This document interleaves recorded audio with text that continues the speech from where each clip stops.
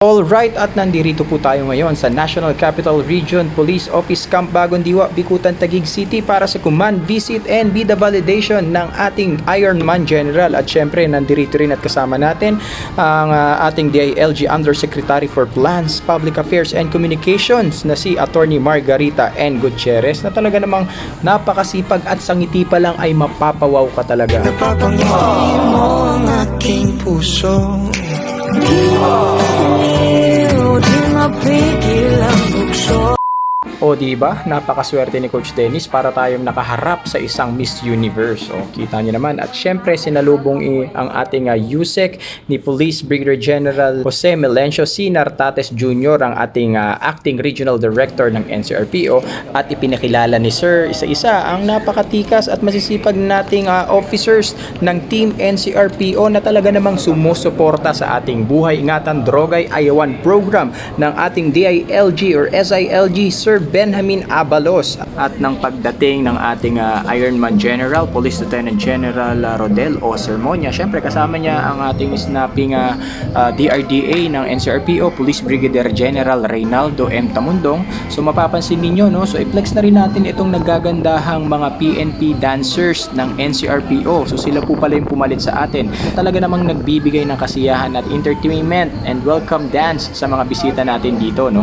At matapos yung sayaw, syempre natid na ng ating DRDA ang ating Ironman General sa loob, no? At sinalubong ito ng ating command group at ang mga matitikas nating officers ng Team NCRPO. And then syempre matapos ng meet and greet kay General Sermonia, sinalubong ito ni Ma'am Yusek Gutierrez, at saka naman pipirma naman ngayon ang ating Ironman General sa napakagandang guest book ng NCRPO. So kita niyo naman, no, parang nag-attendance lang. Yan yung proof na pagbisita ni Sir Rodel Sermonia sa NCRPO, no? So after ng signing, syempre picture at saka nagsimula ang programa ng command visit and bida validation. Pero bago yan, nagkaroon muna sa baba ng talk to men ang ating Ironman General sa mga kapulisan natin sa NCRPO na may mga pending case, nang sa gayon ay mabigyan sila ng aral or mapayuhan sila ng tama at para may ayos nila ang kanilang serbisyo sa ating mga kababayan. So ito'y magandang inisyatibo ng ating Ironman General na kausapin ang mga naliligaw nating mga kasama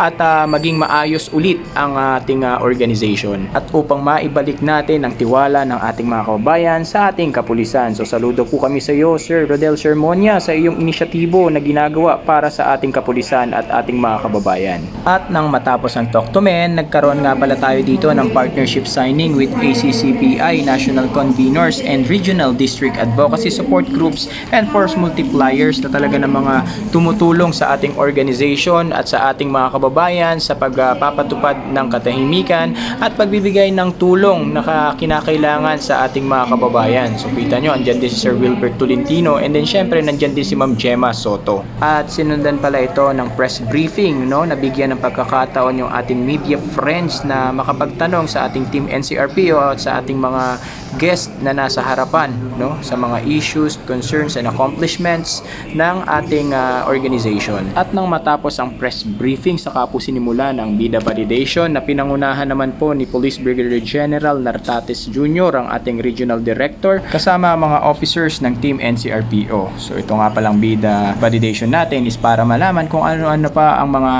initiatives and activities na ginawa ng ating Team NCRPO para ipakita ang suporta sa ating Buhay Ingatan Drogay Ayawan program ng ating SILG Benhur Abalos Jr. At matapos ang bida validation na ginawa at pinangunahan ni Police Lieutenant General Rodel O. Sermonia, syempre sumunod dito yung kanyang guidance at mga payo para sa ating Team NCRPO. At syempre hindi mawawala ang ating interview sa isa sa mga convener or stakeholder na partner ng ating organization, ng Philippine National Police. Walang iba kundi si Sir Wilbert Tolentino. On a rainy night, no lie, I'll tell you how I almost died, but you're bringing me back to life. Sir, may question lang po ako, sir. Sir, anong masasabi niyo po, sir, ngayon sa naging activity natin ngayon dito sa NCRPO kasama ang ating Ironman General, Sir Sermonia, sir? Actually, marami akong natutunan. Nakaka-impress ko dahil yung pamamalakad po, gusto niya ma-improve po. At yung imahe ng pulis po, gusto niyang baguhin. Ayun, sobrang po ako. So, isa pa sir, may question lang po ako sir. Sir, ilang oras po ba dapat ang tulog para ma-achieve yung ganyang kagwapuhan sir? Sa iyong ako'y nahuhumali. Sir, ilang oras po ba dapat ang tulog para ma-achieve yung ganyang kagwapuhan sir? Ako dapat 8 oras. 8 hanggang 10 oras. Rush ka na niyan. Salamat po. Thank you sir.